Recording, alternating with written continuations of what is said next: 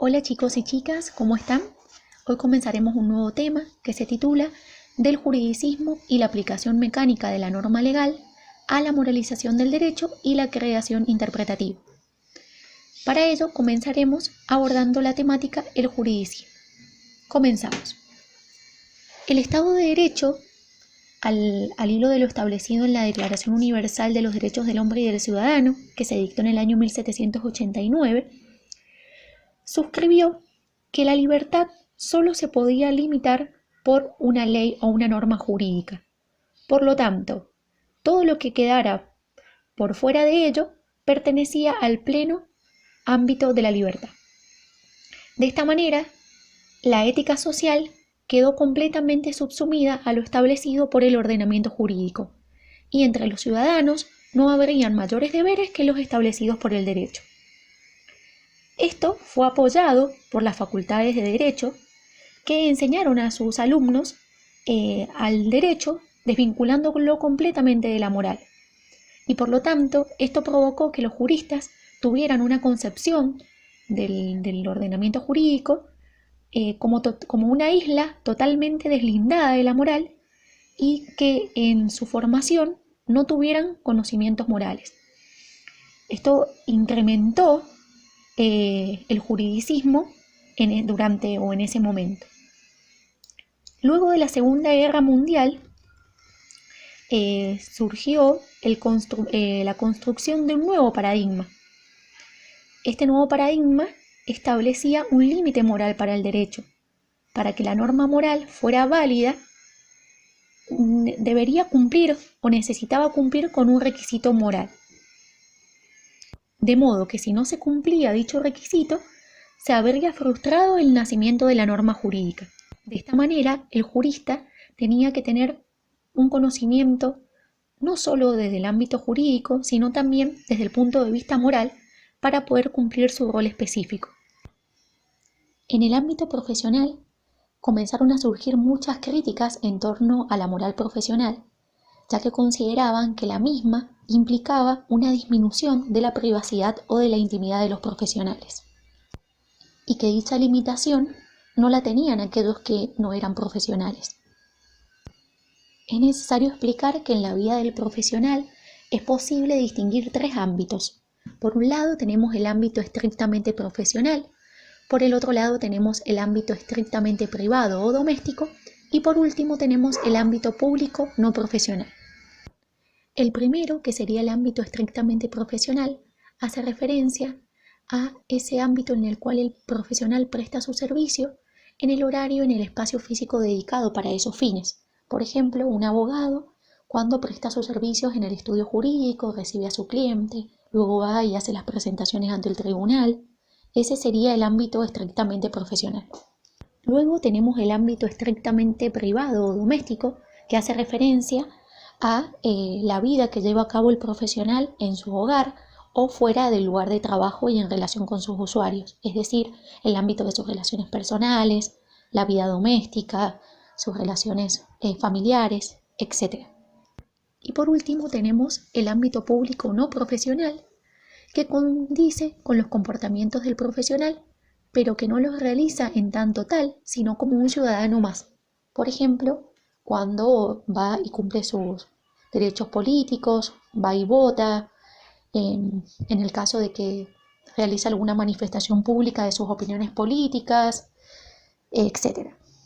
La ética profesional se interesa tanto del ámbito estrictamente profesional como del ámbito público no profesional, ya que le interesa cómo se comporta el profesional en los espacios públicos. Es decir, que el profesional va a tener que atender a ambos ámbitos teniendo en cuenta la ética profesional. La privacidad de un profesional de tal manera vemos que queda reducida pero no queda suprimida. Y por lo tanto, él va a tener que responder a las exigencias éticas en cuanto a los comportamientos que el profesional tiene que tener en el ámbito público y que para que de tal manera no incurra en comportamientos indecorosos que no sean los propios de aquellos que la población espera desde la perspectiva de un observador razonable. Esta temática se vincula con lo que vimos anteriormente de ética profesional. Ahora sí entraremos de lleno al apartado denominado del juridicismo y la aplicación mecánica de la norma legal a la moralización del derecho y la creación interpretativa.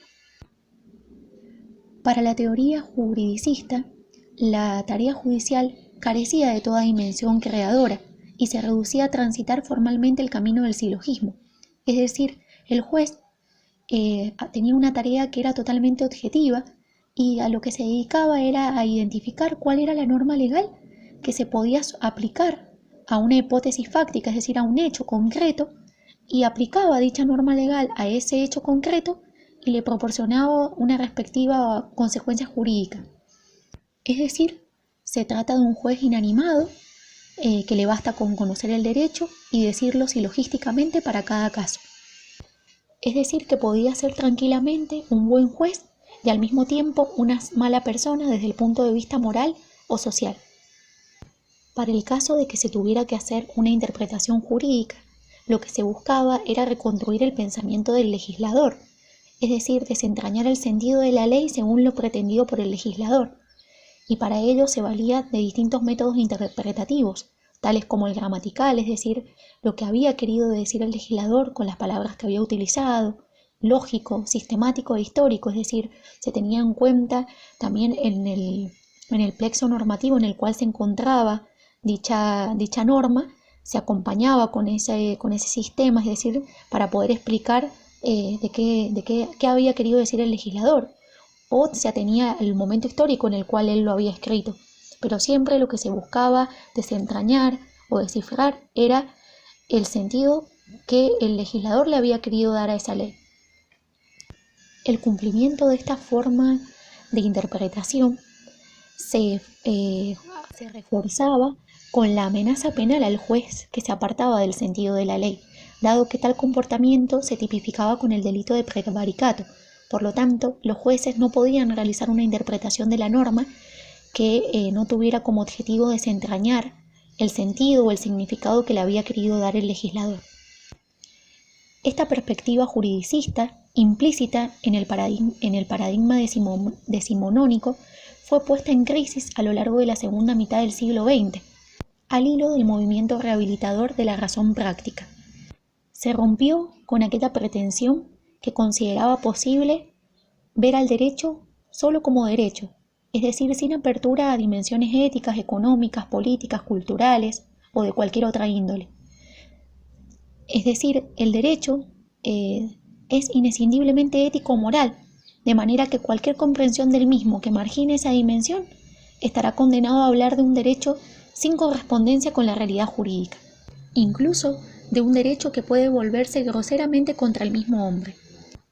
El Estado constitucional de derecho, que sucedió al Estado legal de derecho, ha contribuido muchísimo a superar aquel modelo de ciencia jurídica de saber teórico, cuyo paradigma eran las ciencias físico-matemáticas, y afrontar el desafío de un saber jurídico práctico que inevitablemente apele a valores y que debe resignarse a certezas excepcionables ligadas a la prudencia y a las contingencias de los casos.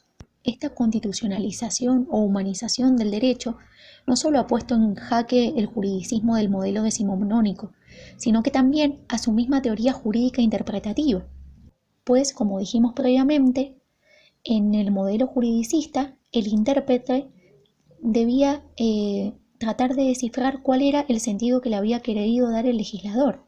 En cambio, en este modelo, en el cual se apela a la moralidad del derecho y a la creación interpretativa, el intérprete crea en base a los principios, valores o derechos fundamentales el enunciado normativo o la norma general o universal en donde se subsumirá el caso.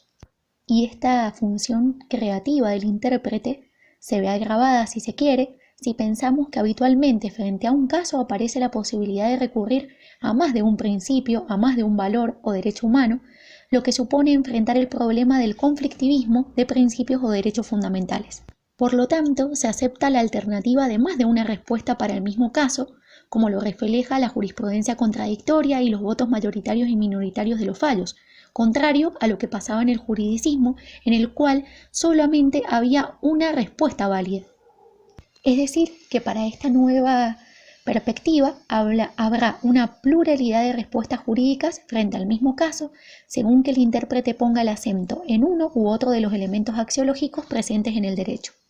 Por lo tanto, resultaría improcedente acusar del delito de prevaricato a alguno de los jueces responsables de esas diferentes respuestas jurisprudenciales, ya que, como decimos, los jueces van a poder tomar diferentes resoluciones en función de la ponderación que hagan de los valores, de los derechos humanos, de los principios, etc. A título de ejemplo, y para concluir con esta temática, mencionaré lo dicho en el artículo 43 del Estatuto del Juez Iberoamericano, en el cual se indica a los jueces fallar teniendo siempre presente el trasfondo humano de dichos conflictos y procurando atemperar con criterios de equidad las consecuencias personales, familiares y sociales desfavorables. Pero puede ocurrir que no resulten coincidentes las soluciones judiciales según se basen en una u otras de esas consecuencias, por lo que solo cabe el recurso a la discrecionalidad judicial, que deberá optar por alguna de aquellas posibles derivadas, todas aquellas del derecho vigente. Espero que les haya servido este video. Ante cualquier duda pueden consultar en el grupo o en la clase respectiva. Desde ya muchas gracias.